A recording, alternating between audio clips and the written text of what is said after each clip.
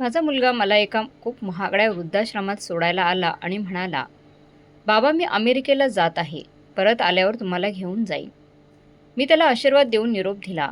थोड्या वेळाने मला आठवलं की माझा चष्मा त्याच्या गाडीतच राहिला आहे. मी गेटकडे धावत गेलो.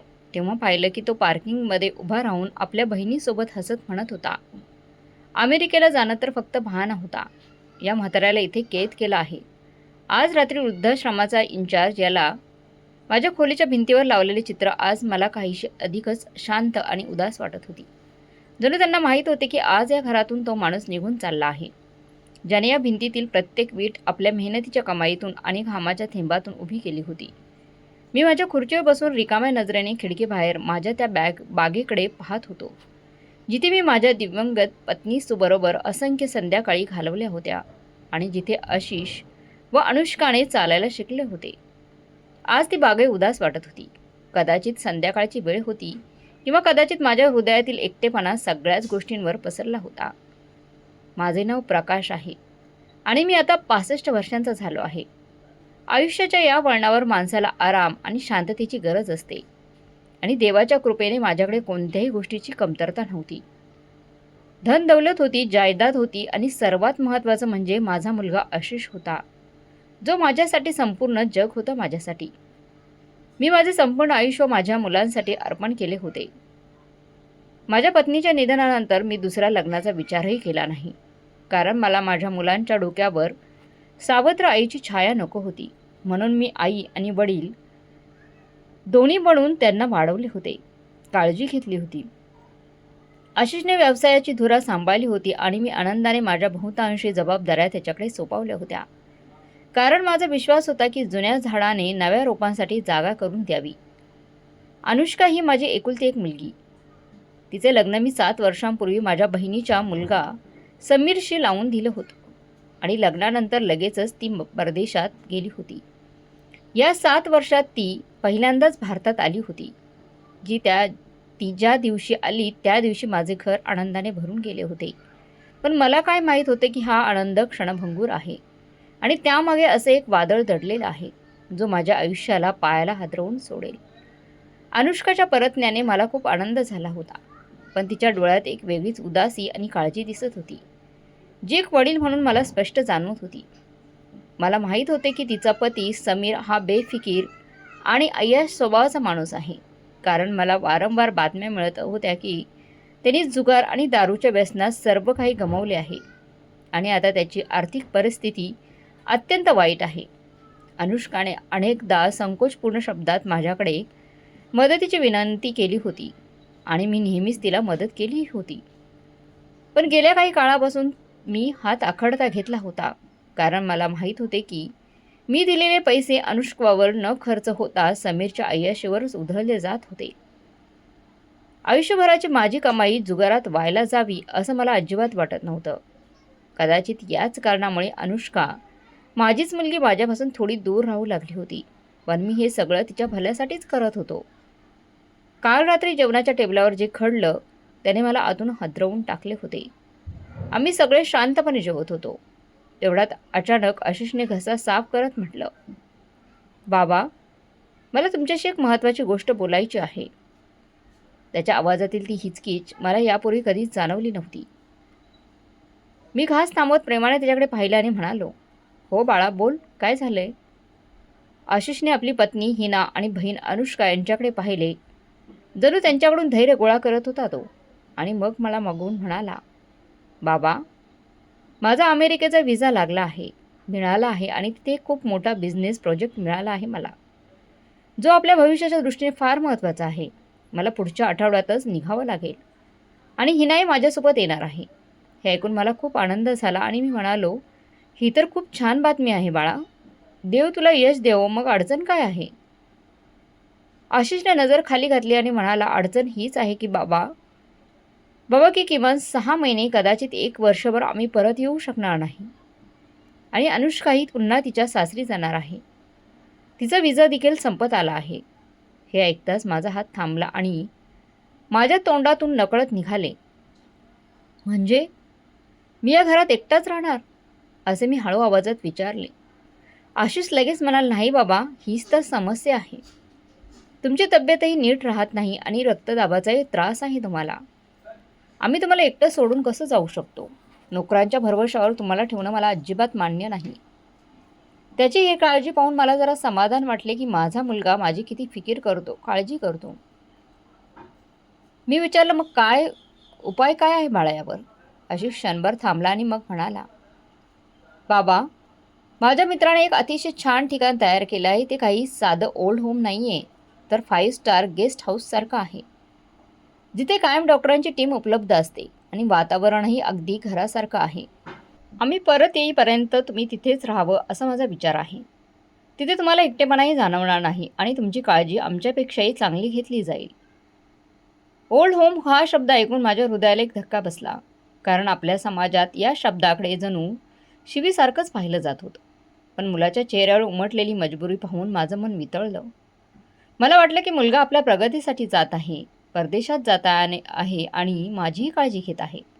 जर मी नकार दिला तर कदाचित तो आपला प्रोजेक्ट सोडून देईल आणि मला त्याच्या यशाच्या वाटेत अडथळा बनायचं नव्हतं. म्हणून मी मनावर दगड ठेवत हसत म्हणालो, बाळा, जर तुला वाटत असेल की हे माझ्या आणि तुझ्या दोघांच्याही हिताचं आहे तर मला काहीही हरकत नाही. मी तर फक्त तुमच्या आनंदाचीच इच्छा करतो. अशी माझी संमती ऐकताच आशिष आणि हिनाच्या चेहऱ्यावर आनंद फुलून आला आणि अनुष्कानेही समाधानाचा श्वास घेतला. मात्र त्यांच्या चेहऱ्यावरील तो सूक्ष्म भाव मला नीट समजला नाही, दिसला नाही.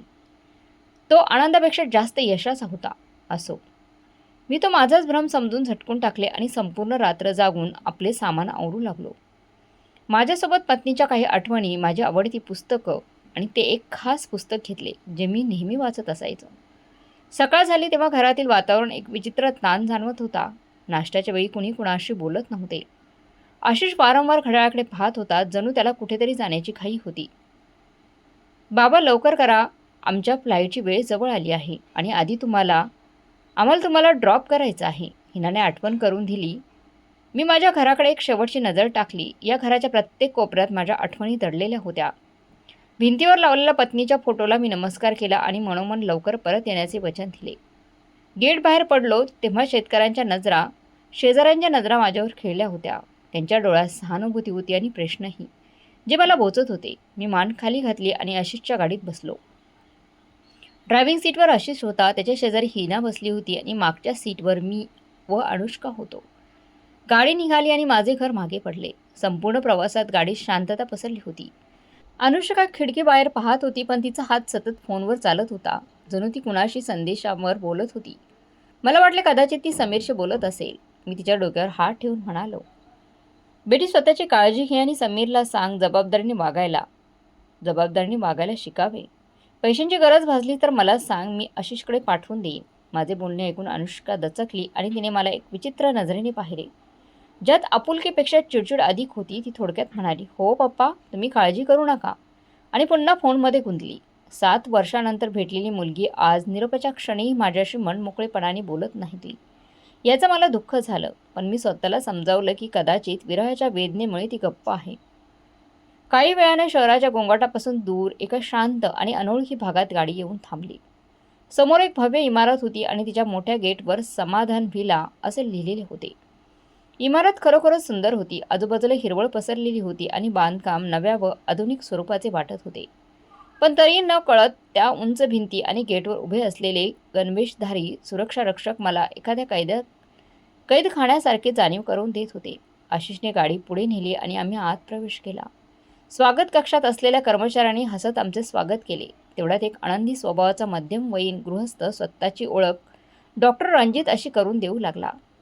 तेच इथले इन्चार्ज होते. ते आशिषला खूप आपुलकीने भेटले, जणू काही जुनी ओळखच असावी. या आशिष साहेब, आम्ही तुमचीच वाट पाहत होतो, असे म्हणत ते माझ्याकडे वळले आणि म्हणाले, आणि हे आहेत आमचे विशेष पाहुणे प्रकाश साहेब. खरंच तुमची व्यक्तिमत्व खूप प्रभावी आहे. त्यांचं गुळगुळीत बोलल्यामुळे मला थोडंसं अस्वस्थ वाटू लागलं, तरी मी मान हलवत हलकेसे हसून उत्तर दिलं.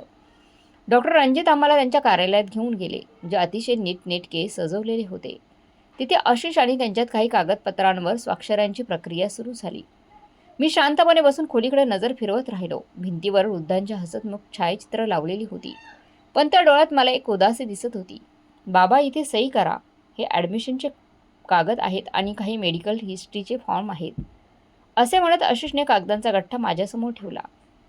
नेहमीप्रमाणे मी आशिषवर डोळे झाकून विश्वास ठेवला आणि काहीही न वाचता स्वाक्षऱ्या केल्या. कारण तो माझा मुलगा होता आणि औलाद कधीच आई वडिलांचं वाईट करत नाही, असंच मी मनात म्हटलं. मला वाटलं हे सगळे औपचारिकता आहे. स्वाक्षरी करताना माझे हात थोडे थरथरले, कारण त्या सही माझ्या स्वातंत्र्यावर मर्यादा घालण्याची परवानगी देत होत्या. पण आशिषच्या प्रेमाने मला थांबू दिलं नाही. खूप छान, डॉक्टर रणजित समाधानाने कागद गोळा करत म्हणाले. आपण काळजी करू नका आशिष साहेब, प्रकाश साहेब इथे राजांसारखे राहतील. त्यांची खोली पूर्णपणे तयार आहे. VIP sweet number 1. मी स्वतः त्यांची देखरेख करेन. आणि मग तो क्षण आला जो कोणत्याही वडिलांकरता प्रलयासारखाच असतो. निरोपाचा क्षण. आशिष उभा राहिला आणि त्याने मला मिठी मारली. पण त्या मिठीत नेहमीची ऊब नव्हती. बाबा, स्वतःची काळजी घ्या. मी पोहोचताच फोन करतो आणि परत येऊन सर्वात आधी तुम्हालाच घेऊन जाईल. त्याच्या आवाजात हलकीशी कंपने होती, जी मी त्याचे दुःख समजून घेतली.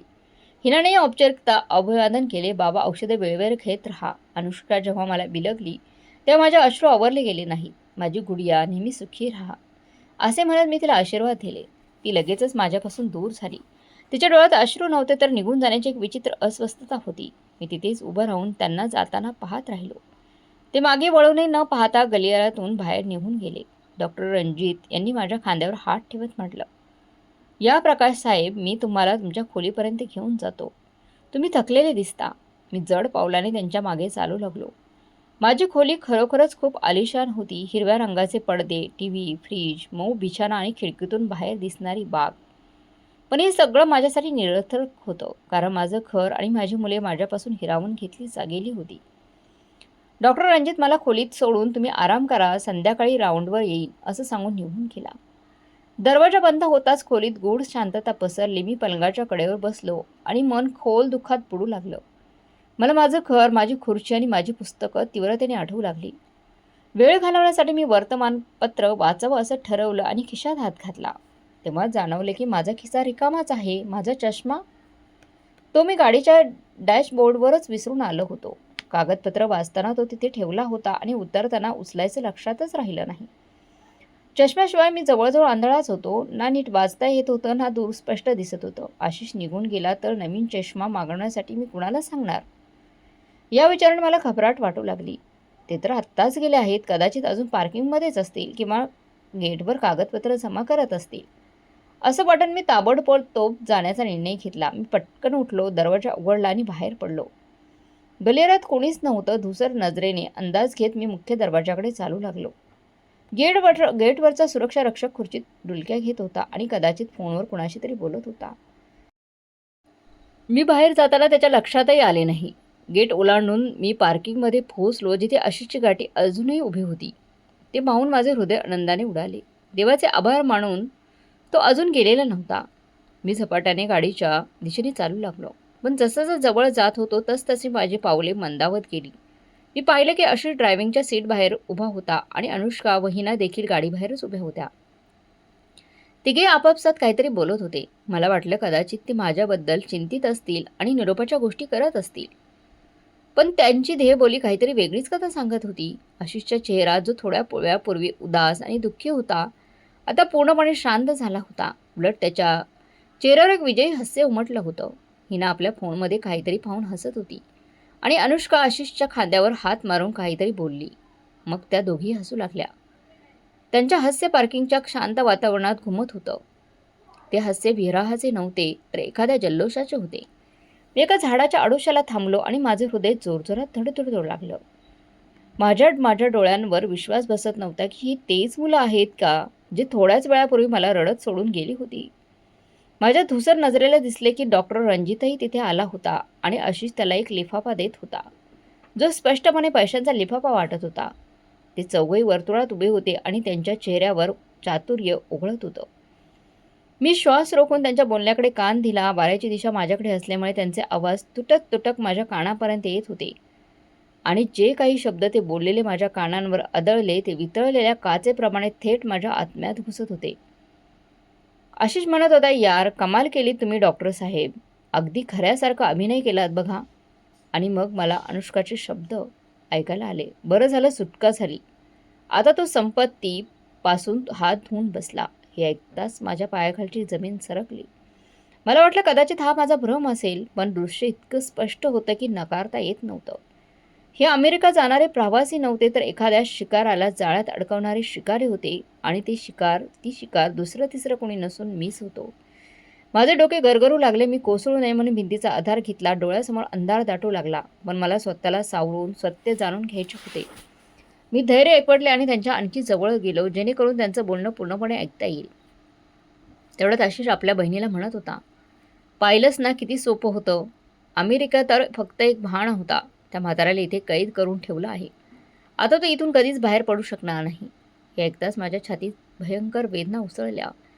जणू कुणीतरी माझ्या छातीत खंजीर खुपसला. माझंच रक्त, माझाच मुलगा मला म्हातारा म्हणत होता आणि मला कैद करण्याची भाषा करत होता. माझ्या मनात प्रश्नांचं वादळ उठत असतानाच डॉक्टर रणजितचा आवाज ऐकू आला, जो आता अत्यंत निर्दयी वाटत होता. आपण काळजी करू नका आशिष साहेब, आज रात्रीपासूनच काम सुरू होईल.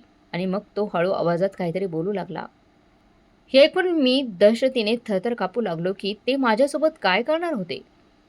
काय ते मला मारून टाकणार आहेत का? माझे हातपाय थंड पडले. मी तिथे दगडासारखा स्तब्ध उभा राहिलो. डोळ्यात अश्रू नव्हते, फक्त भीती आणि दहशत होती. ज्यांच्यासाठी मी माझं तारुण्य कुर्बान केलं, त्याच माझ्या मुलांच्या कटाचा मी साक्षीदार झालो होतो. आज तेच मला एखाद्या कटांतर्गत इथे आणून टाकून गेले होते. पण त्यांचा हेतू काय होता आणि आज रात्री काय करणार होते ते माझ्यासोबत, हा विचारच मला आतून पुकळत होता. मी थरथरच्या पावलांनी मागे सरकलो. त्यांनी मला इथे पाहिलं असतं तर कदाचित माझा खेळ तिथेच संपला असता. नंगे पाय मागे सरकत मी पुन्हा इमारतीत धावत आलो. पण आता ही इमारत शांततेचं ठिकाण न राहता एखाद्या हत्याचं ठिकाण वाटू लागलं होतं. खोलीत पोहोचताच मी दरवाजा बंद केला आणि पलंगावर कोसळलो. हृदय जोरजोरात धडधडत होतं आणि कानात आशिषचे शब्द घुमत होते. अमेरिका तर फक्त एक बहाणा होता. मी खोलीच्या अंधारात पडून होतो आणि हृदय छातीतून बाहेर येईल की काय असं वाटत होतं. अमेरिका तर फक्त बहाणा होता. म्हाताऱ्याला इथे कैद केलं आहे. हे शब्द हातोड्यासारखे माझ्या मेंदूवर कोसळत होते. मला वाटलं होतं की मी आत्ताच कोसळेन आणि पुन्हा कधीच उठणार नाही. पण त्याच क्षणी माझ्या आत जगण्यासाठीची लढाई सुरू झाली. मी विचार केला, आत्ता बाहेर जाऊन गोंधळ घातला किंवा घाबरून काही केलं तर मला ते पार्किंगमध्येच पकडतील आणि कदाचित डॉक्टर रणजित जबरदस्तीने एखादं इंजेक्शन देऊन मला बेशुद्ध करेल आणि कायमचे वेडं ठरवेल ही लोकं. कारण सध्या त्यांच्या विरोधात माझ्याकडे कोणताही पुरावा नव्हता. फक्त माझे कान आणि वेड्यांच्या इस्पितळात डॉक्टरांसमोर एक म्हाताऱ्याच्या साक्षीला काय किंमत असणार होती, हे मला चांगलंच माहीत होतं. या क्षणी भावनांनी नाही तर शहाणपणाने वागणं गरजेचं होतं. मी थरथरत्या हातांनी मुठीत आवळलं. खोल श्वास घेत स्वतःला शांत करण्याचा प्रयत्न केला. डोळ्यात अश्रू आले होते, पण मी ते अश्रू पुसले, कारण कमजोरी दाखवण्याची वेळ निघून गेली होती. मी दबक्या पावलांनी खिडकीपासून दूर सरकलो आणि पलंगावर आडवा पडलो. पलंगावर पांघरून ओढून घेतलं, जणू मी गाढ झोपेत आहे. अजून झोपल्यासारखं पडून काही क्षणही झाले नव्हते, तोच दरवाजा उघडल्याचा आवाज आला आणि पावलांची चाहूल माझ्या पलंगाजवळ येऊन थांबली. मी डोळे तसेच बंद ठेवले आणि श्वासोश्वास सामान्य ठेवण्याचं नाटक केलं, झोपण्याचं नाटक केलं, जे अत्यंत कठीण होते कारण माझं हृदय बेफाम धावत होतं. प्रकाश साहेब, हा डॉक्टर रणजितचा आवाज होता, ज्यात आता मला गोडव्याऐवजी उघड विष जाणवत होतं. मी मुद्दाम काहीच उत्तर दिलं नाही, तसंच पडून राहिलो. तेवढ्यात मला जाणवलं की कोणीतरी माझ्या चेहऱ्याजवळ झुकत आहे. कदाचित मी खरंच झोपलो आहे की जागा आहे हे तपासण्यासाठी. मग त्याने हळूच साईड टेबलवर काहीतरी ठेवलं आणि निघून गेला. दरवाजा बंद झाल्याचा आवाज होताच मी चटक्यात डोळे उघडले. साईड टेबलवर माझा चष्मा ठेवलेला होता, जो कदाचित आशिषने त्याला दिला असावा. मी थरथरत्या हाताने चष्मा उचलून डोळ्यावर लावला. नजर स्पष्ट होताच खोलीतील प्रत्येक गोष्ट मला अधिकच भयावह वाटू लागली होती. ही खोली आता आरामाची न राहता एखाद्या फाशीच्या खाटासारखी भासत होती. मी खिडकीतून बाहेर डोकावून पाहिलं तेव्हा आशिषची गाडी निघून गेलेली होती. माझं रक्त, माझं काळीज मला कसाईच्या हवाली करून स्वतःच्या जल्लोषासाठी निघून गेला होता. मुलगा आणि मुलगी. त्या रात्री मला झोपच लागली नाही. संपूर्ण रात्र मी खाटेवर पडून छताकडे पाहत राहिलो आणि माझ्या आयुष्याचा चित्रपट डोळ्यासमोर चालू राहता. मी कुठे चुकलो होतो? माझ्या संस्कारात अशी कोणती उणी राहिली होती का? मी अनुषला बोट धरून चालायला शिकवलं होतं. अनुष्काचे प्रत्येक हट्ट पूर्ण केला होता. त्यांना उन्हापासून वाचवत सावलीत ठेवलं होतं. आणि आज केवळ पैशांसाठी पैशांसाठी यांनी मला म्हातारपणाच्या या अंधाऱ्या कोठडीत फेकून दिलं होतं. मला आठवलं की आशिष अनेकदा संपत्तीच्या कागदांवर सही करण्याबाबत मला बोलायचा आणि मी हसत म्हणायचो, अरे बाळा, माझ्या मृत्यूनंतर सगळं तुमचंच तर आहे. कदाचित ही माझी सर्वात मोठी चूक होती. मी जिवंतपणे सगळं दिलं असतं तर कदाचित मला आज आज रस्त्यावर असतो, पण किमान या कैदेत तरी नसतो. सकाळ झाली होती तेव्हा मी ठरवलं की मला त्यांना हे जाणवू द्यायचं नाही की मला त्यांचं गुपित कळालं आहे. मी एका सामान्य वृद्धासारखंच वागेन जो अजूनही मुलाच्या प्रेमात भ्रमात आहे, जेणेकरून ते निर्धास्त राहतील आणि मला इथून बाहेर पडण्याचा एखादा तरी मार्ग सापडेल. पुढील आठवडाभर मी विलक्षण संयम दाखवला. वेळेवर नाश्ता करायचो, कर्मचाऱ्यांशी आनंदाने, आपुलकीने आणि सौजन्याने वागायचो. आणि जेव्हा जेव्हा डॉक्टर रणजित राऊंडवर यायचे तेव्हा मी हसून म्हणायचो, डॉक्टर साहेब, आशिषचा फोन आला होता का? तो अमेरिकेला पोहोचला असेल ना? डॉक्टर रणजित मला आश्वासन देत करत म्हणायचे, हो हो प्रकाश साहेब, त्यांचा संदेश आला होता. तो सुखरूप पोहोचला आहे. फक्त कामात व्यस्त आहे. लवकरच कॉल करेल तो तुम्हाला. मी मनातल्या मनात त्याच्या खोट्यावर शाप देत राहायचो, पण चेहऱ्यावर शांतता टिकवून ठेवायचं. या एका आठवड्यात मी एक विचित्र गोष्ट लक्षात घेतली. डॉक्टर रणजित आणि त्याचा स्टाफ माझ्याशी गरजेपेक्षा जास्त चांगलं वागत होता. मला VIP जेवण दिलं जात होतं. नंतर फेरफटका मारण्याची परवानगी मिळत होती. आणि सर्वात महत्त्वाचं म्हणजे मला कोणतीही औषधं दिली जात नव्हती. सुरुवातीला मला आश्चर्य वाटलं की जर ते मला वेडं ठरवू इच्छित असतील तर औषधं का सुरू करत नाहीत. पण बारकाईने विचार केला तेव्हा कळलं की ही त्यांचीच चाल होती. त्यांनी आधी मला वातावरणाची त्याच्या प्रकारची सवय लावायची होती. माझा आत्मविश्वास परत यावा आणि माझी शारीरिक तब्येत सुधारावी अशी त्यांची इच्छा होती, जेणेकरून जेव्हा ते उपचार सुरू करतील तेव्हा माझं शरीर त्या तीव्र प्रतिक्रियेला तोंड देऊ शकेल. किंवा कदाचित ते एखाद्या खास क्षणाची वाट पाहत होती, बहुधा एखाद्या कायदेशीर कागदपत्राची तयारीची, जेणेकरून मला वेडं घोषित गेलं तरी सगळं कागदपत्री पूर्ण असेल. ही वादळापूर्वीची शांतता होती आणि मला माहीत होतं की ही उसंत फार काळ टिकणार नाही. मला लवकरच काहीतरी करावं लागणार होतं. माझा मोबाईल पहिल्याच दिवशी इथे सिग्नलची अडचण आहे आणि इलेक्ट्रॉनिक उपकरणामुळे रुग्णांच्या आरामात व्यत्यय येतो असं सांगून माझा मोबाईल काढून घेण्यात आला होता.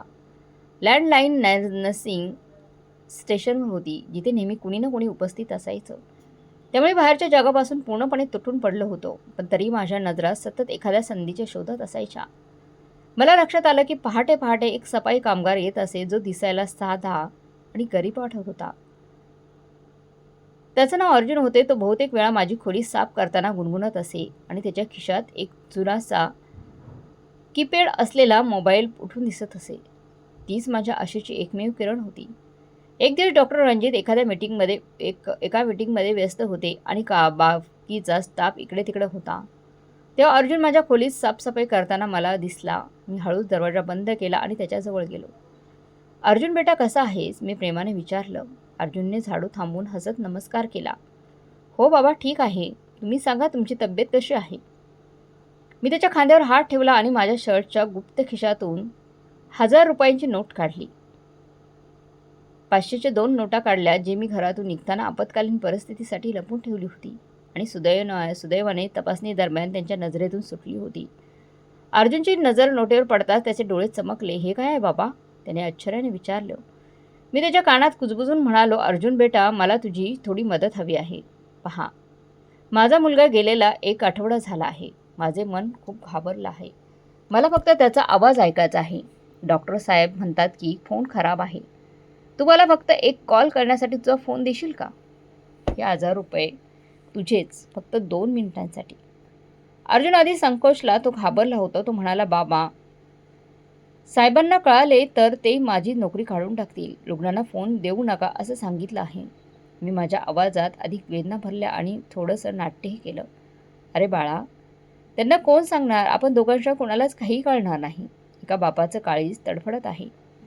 तो का बापाची दुवा घ्यायची नाही का तुला? हे पैसे ठेव, तुझ्या उपयोगी पडतील. अरे, पैशांचा मोह आणि माझ्या भावनिक शब्दांचा परिणाम झाला. अर्जुनने इकडे तिकडे पाहिलं आणि मग पटकन खिशातून त्याचा जुना मोबाईल काढून माझ्या हातात दिला. लवकर करा बाबा, कोणी येऊ नये. तो कुजबुजला. माझा हात थरथरत होते. मी फोन घेतला आणि घाईघाईने नंबर डायल करू लागलो. मला आशिषचा नंबर लावायला लावायचा नव्हता, कारण तो आता माझा शत्रू बनला होता. मला तो नंबर लावायचा होता जो माझ्या शुद्धीत सुरक्षित होता. माझ्या बालपणीचा मित्राचा आणि निवृत्त पोलीस निरीक्षक प्रतापचा.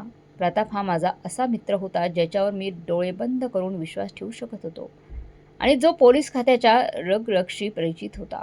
फोनची घंटी वाजत होती आणि प्रत्येक रिंगसोबत माझं हृदय जोरजोरात धडधडत होतं. उचल रे प्रताप, उचल, अशी मी म्हणून प्रार्थना करत होतो. तिसऱ्या रिंगला पलीकडून जड आवाज आला. हॅलो, कोण? प्रतापचा आवाज ऐकताच माझ्या घशात अश्रूंचा गोळा ओळखला. प्रताप, मी आहे प्रकाश. मी कसाबसा म्हणालो. प्रकाश, अरे यार, तू कुठे आहेस? तुझा नंबर लागत नव्हता. मी आशिषला फोन केला तर तो म्हणाला की तू डोंगराळ भागात फिरायला गेला आहेस. प्रतापचे हे बोलणे ऐकून आशिषच्या चालाकीची मला अधिकच जाणीव झाली. त्याने सगळ्यांना खोटं सांगितलं होतं. मी आजूबाजूला पाहिलं. अर्जुन दाराशी पहारा देत उभा होता. मी आवाज हळू केला आणि घाईघाईने बोलू लागलो. प्रताप, माझं लक्ष देऊन ऐक. माझ्याकडे फार वेळ कमी आहे. आशिषने खोटं बोलला आहे माझ्यासोबत. मी फिरायला गेलो नाही. त्याने मला समाधान विला नावाच्या ओल्ड होममध्ये कैद करून ठेवलं आहे, जे शहराच्या सुरक्षेच्या कडेलोट व्यवस्थित आहे. लोक मला वेडा ठरवून माझी मालमत्ता बळकावू पाहत आहेत. आशिष अमेरिकेला गेला नाही, तो इथेच आहे. हे सगळं एक कट आहे. पलीकडे प्रतापचा श्वास जणू थांबला. तू काय बोलतेस आशिष? आशिष असं कसं करू शकतो? आणि तू ओल्ड होममध्ये कैद आहेस? मी शांतपणे म्हणालो. प्रताप, हे खरं आहे. मी त्याच्या बोलणं स्वतः ऐकलं आहे. इथला इन्चार्ज डॉक्टर रणजितसुद्धा त्यांच्यासोबत मिळून आहे. ते मला काही औषधं देऊन माझा मानसिक समतोल बिघडवू इच्छितात.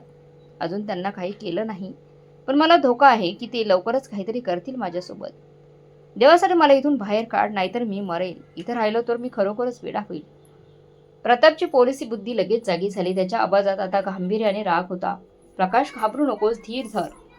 मी सध्या सेवेत नाही, पण माझे संबंध अजूनही खूप मजबूत आहे.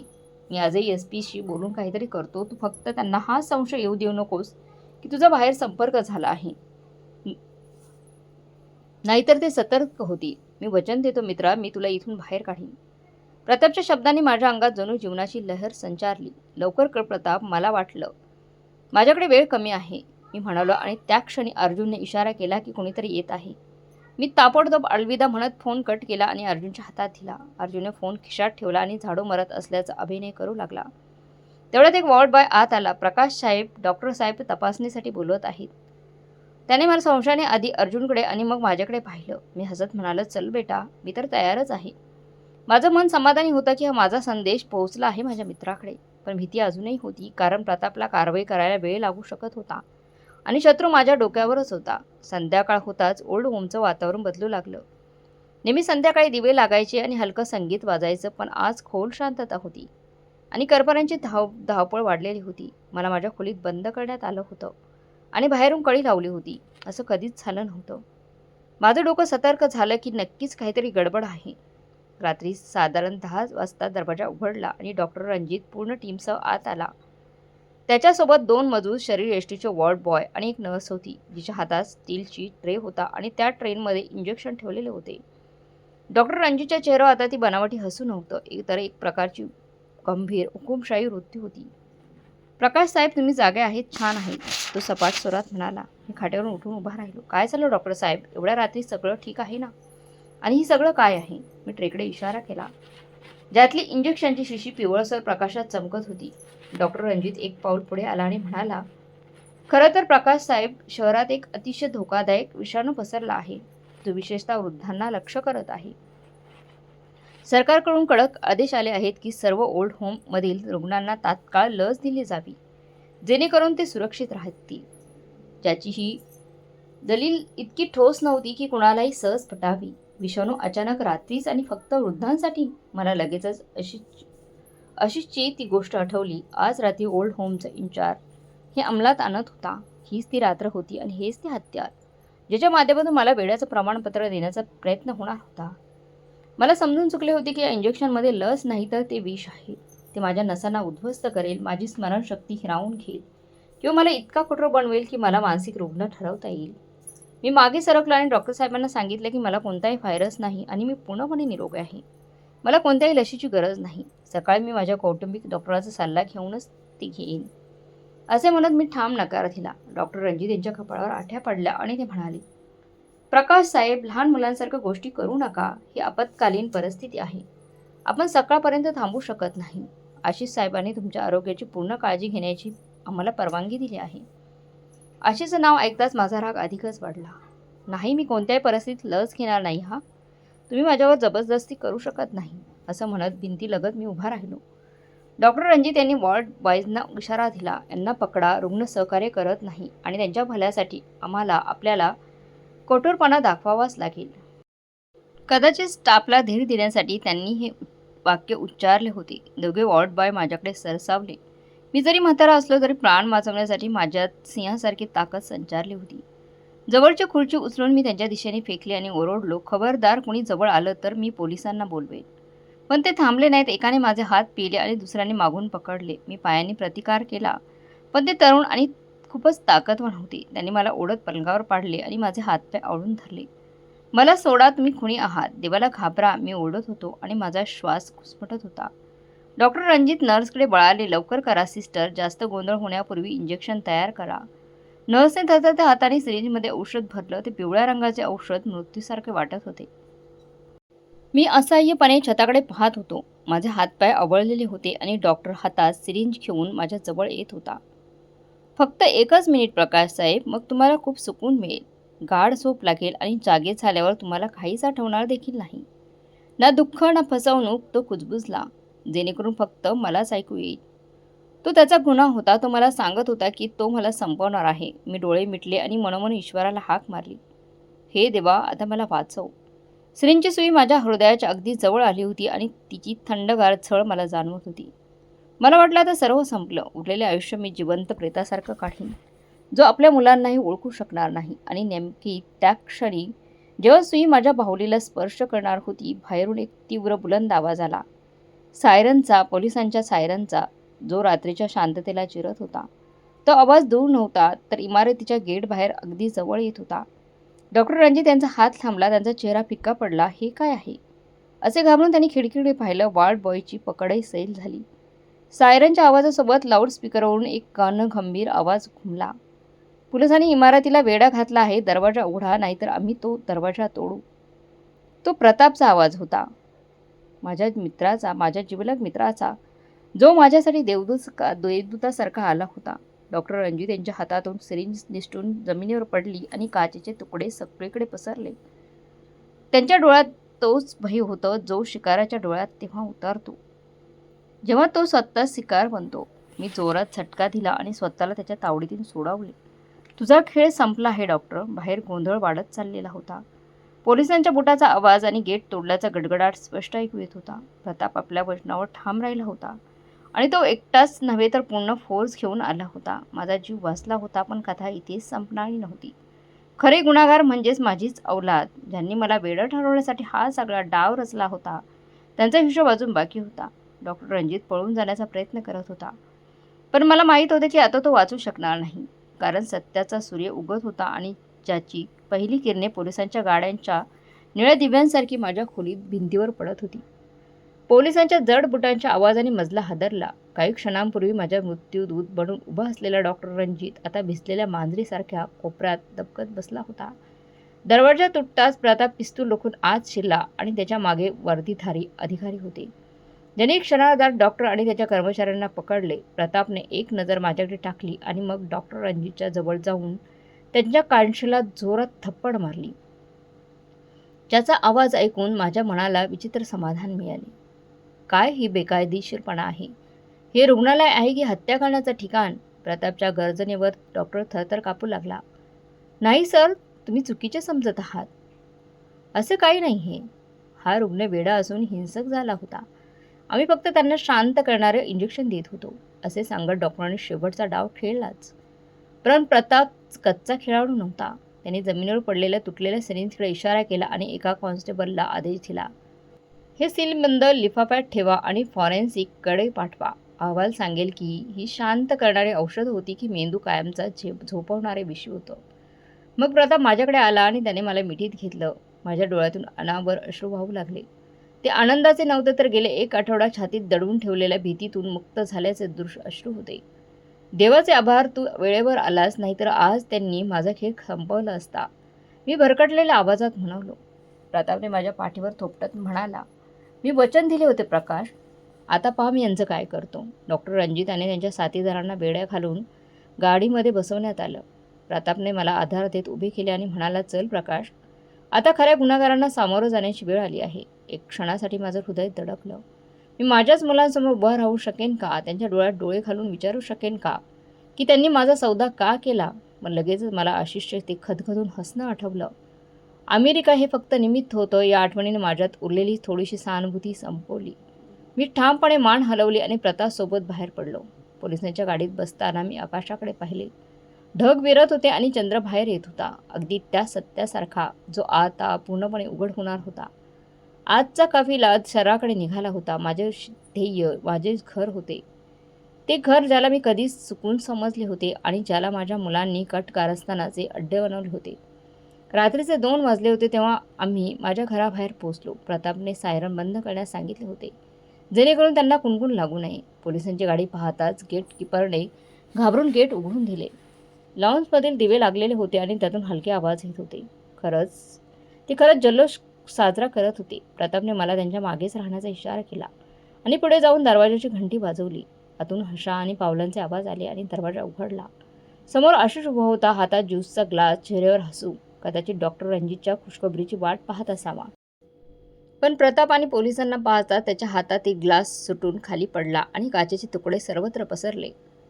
प्रताप काका, तुम्ही यावेळी इथे? आशिषचा आवाज असा कापत होता जणू त्याने भूत पाहिलं होतं. प्रतापने त्याला ढकलून बाजूला केले आणि आम्ही सगळे आत शिरलो. लाऊंजमध्ये सोफ्यावर अनुष्का व तिची वहिनी हिना बसल्या होत्या. पोलिसांना पाहताच त्या घाबरून उभ्या राहिल्या आणि त्यांचे चेहरे फिके पडले. स्वतःला सावरत आशिष म्हणाला, काका, हा काय प्रकार आहे आणि पोलिसांना तुम्ही का आणला आहे? सगळं ठीक आहे ना? प्रताप उपरोधक हसत म्हणाला, हो आशिष, सगळं काही ठीक आहे. फक्त एक गोष्ट परत द्यायला आलो आहोत. ती जो विसरलास. असे म्हणत प्रताप बाजूला झाला आणि आत्तापर्यंत त्यांच्या मागे लपलेला मी समोर आलो.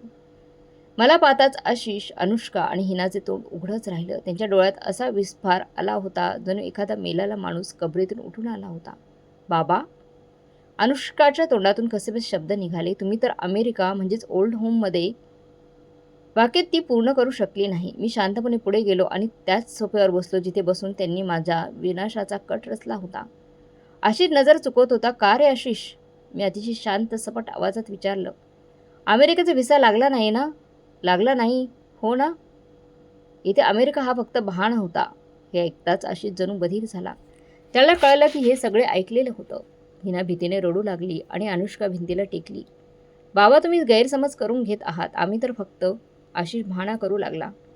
पण मी हात उंचावून त्याला थांबवले आणि म्हणालो, बस एक शब्दही नाही. मी माझ्या डोळ्यांनी तुला डॉक्टर रणजितला पैसे देताना पाहिले आहे. माझ्या कानाने मला म्हातारा आणि कैदी म्हणताना ऐकलं आहे. आणि मला माहीत आहे की आज रात्री तू मला वेड्याचे प्रमाणपत्र मिळवून देणार होता, जेणेकरून माझी संपत्ती हडप करता येईल. खोलीत मृत्यूसारखी शांतता पसरली होती. खोट्याला कुठलीच जागा उरली नाही. तेवढ्यात अनुष्का पुढे येऊन माझ्या पायांवर कोसळल्याने हमसून रडू लागली. बाबा, मला माफ करा. मी भरकटले होते. मी मजबूर होते. समीरने माझ्यावर प्रचंड दबाव टाकला होता. त्याने जुगार खेळून सगळं हरवलं. घर जप्त झाले आणि त्यांनी मला जीव मारण्याची धमक्या दिल्या. मला पैशांची फार गरज होती बाबा. आणि आशिष भैयाने सांगितले की जर आम्ही तुम्हाला मानसिक रुग्ण ठरवलं तर आम्हाला पॉवर ऑफ अटर्नी मिळेल आणि आम्ही जायदाद विकू शकू. अनुष्काने सगळ्या सत्यकथा उघड केली. आशिष तिला रागाने पुरत म्हणाला, गप्प बस मूर्ख मुली. पण आता खूप उशीर झाला होता. मी कडवटपणे म्हणालो, तर ही होती तुमची संपूर्ण कहाणी. तुझ्या पतीच्या आयुष्याची किंमत माझी संपत्ती आणि माझा जीव देऊन चुकवायची होती. आणि तू आशिष, तुला कशाची कमतरता होती रे? मी तर पूर्ण व्यवसाय तुझ्या हाती दिला होता. आता आशिष बचावात्मक भूमिका सोडून आक्रमक झाला आणि ओढत म्हणाला, कुठला व्यवसाय बाबा? तो व्यवसाय ज्याच्या प्रत्येक चेकबुकवर तुमची सही होती. प्रत्येक मोठा निर्णय तुम्हीच घेत होता. मी तर फक्त नावाचा मालक होतो. खरी सत्ता तुमच्याच हातात होती आणि तुम्ही मालमत्ता माझ्या नावावर करण्याचं नावही घेत नव्हतात. मला माझा हिस्सा हवा होता बाबा. आणि हिनाला वाटायचे की तुमच्या बंधनाशिवाय आम्ही मुक्त आयुष्य जगावं.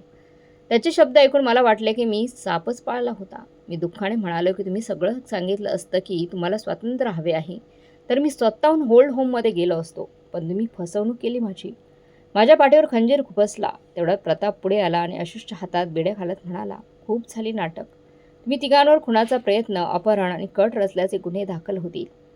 डॉक्टर रणजितने पोलीस ठाण्यात सर्व काही सांगितले होय. हे प्रकाश साहेबांना वेड लावण्यासाठी तुम्ही त्याला 50 लाख रुपये दिल्याची त्यांनी कबूल दिली आहे.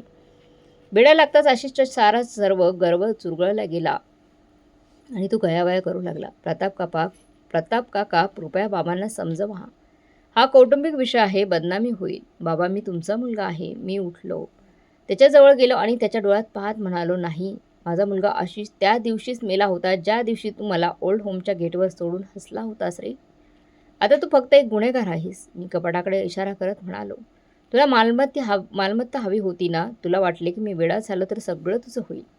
आणि मग मी आधीच तिथे ठेवलेली ती फाईल कपाटातून काढत म्हणालो की तू विसरलास की मी एक व्यावसायिक आहे आणि विचार न करता पाऊल उचलत नाही. जेव्हा तू अमेरिकेला जाण्याचं नाटक केले होते तेव्हा मला शंका आली नव्हती, पण खबरदारी म्हणून मी माझ्या वकिलाकडून वसियत करून घेतली होती की मला काही झाले किंवा मी बेपत्ता झालो तर माझी सर्व मालमत्ता, व्यवसाय आणि बँक शिल्लक मोफत एका अनाथालयाला ट्रस्टला दिली जाईल. हे ऐकताच आशिष आणि अनुष्काच्या चेहऱ्यावर रंगच उडाला. ज्या संपत्तीसाठी ते आपल्या स्वतःच्या वडिलांना वेडे करत होते ती तर आधीच त्यांच्या हातून निसटून गेली होती. मी पुढे म्हणालो, आणखी ऐक. आज सकाळी जेव्हा ओल्ड होममधून बाहेर पडलो तेव्हा सर्वात आधी मी माझ्या वकिलाला फोन केला आणि आता मी माझी वसियत बदलली आहे. आता मला मरण्याची गरज नाही. मी जिवंत असतानाच माझी सर्व संपत्ती एका ट्रस्टच्या नावावर करत आहे. फक्त हे घर वगळता जे मी त्या ओल्ड होमच्या नावावर दान करत आहे, जिथून मी कसंबसं वाचून आलो, जेणेकरून तिथे राहणाऱ्या वृद्धांना ती वेदना सहन करावी लागू नये जी मी सोसली. हिना किंचाळली, मग आम्ही कुठे जाऊ? बाबा, आम्ही रस्त्यावर येऊ. मी कठोर स्वरात म्हणालो, तोच रस्ता जो तुम्ही माझ्यासाठी निवडला होता. फरक इतकाच की माझ्या डोक्यावर देवाची छाया होती आणि तुमच्या डोक्यावर तुमच्या गुन्ह्याचे ओझे असेल. मी प्रतापकडे पाहत म्हणालो, यांना घेऊन जा. मला त्यांच्या चेहऱ्याचा तिरस्कार वाटतो. पोलीस आशिष आणि अनुष्काला हिनाला ओढत घेऊन गेले. अनुष्का माझ्या पायांना बिलगली आणि रडत म्हणाले, बाबा, मला माफ करा, मी मरून जाईन. मी पाय सोडत म्हणालो, तू तर 7 वर्षांपूर्वीच मरण पावलीस. जेव्हा तू मागे वळून माझी विचारपूसही केली नाहीस. जा तुझ्या नवऱ्याकडे, कदाचित तोच तुला वाचवेल. पोलिसांनी अनुष्कालाही घेऊन गेले आणि संपूर्ण घरात शांतता पसरली. मी पूर्णपणे एकटा उरलो होतो.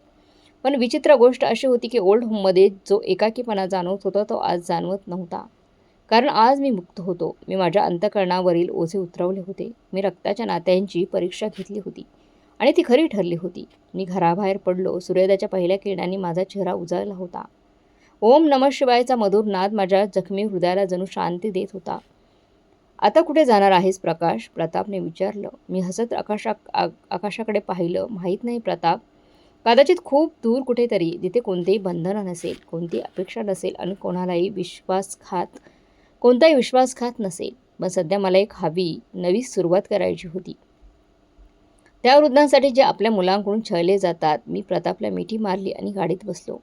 मी मागे वळून घराकडे पाहिलं नाही, कारण ते आता घर राहिलं नव्हतं. ते फक्त विटा दगडांचा ढिगारा होता. माझे खरे घर आता तो समाधानाचा भाव होता जो मला सत्य समजून आणि न्याय केल्यानंतर मिळाला होता. मुलगा आणि मुलगी आपल्या कृत्यांची शिक्षा तुरुंगाच्या सळ्यामध्ये भोगत होते आणि त्यांचा तो म्हातारा बाप, ज्याला ते बेडा काढायचा प्रयत्न करत होते, जगातील सर्वात शहाणा निर्णय घेऊन शांत होता. वेडेपणाचे प्रमाणपत्र त्यांना मुबारक. कारण वेडा मी नव्हतो, वेडे ते होते, ज्यांनी संपत्तीच्या लोभापोटी आपल्या सर्व स्वर्ग समान देणगी म्हणजेच आपले आई वडील विकून टाकले होते. तर मित्रांनो, ही होती आजची या गोष्ट. तुम्हाला काय वाटतंय? प्रकाश रावांनी जे काही केलं ते योग्य होतं की अयोग्य? कमेंट करून नक्की कळवा.